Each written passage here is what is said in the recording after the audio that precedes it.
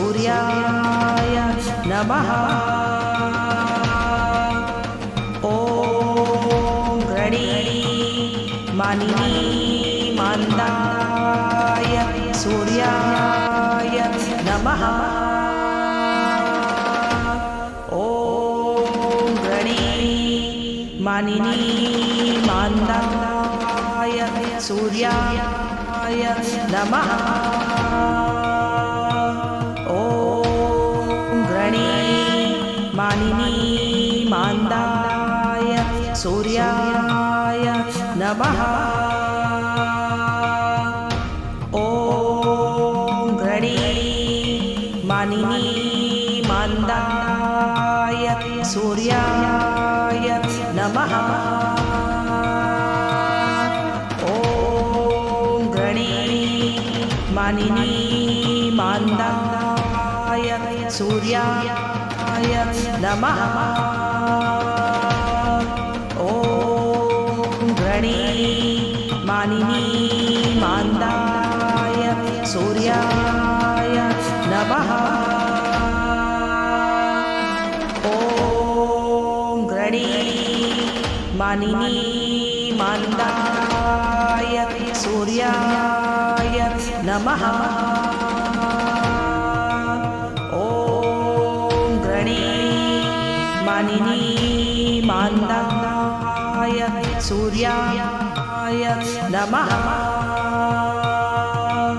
ॐ गृणी मानिनी मान्दाय सूर्याय नमः। ॐ गृणी मानिनी मान्दाय सूर्याय नमः। ॐ गृणी मानिनी मान्दाय सूर्याय नमः। ॐ गृणी मानिनी मान्दाय सूर्याय नमः।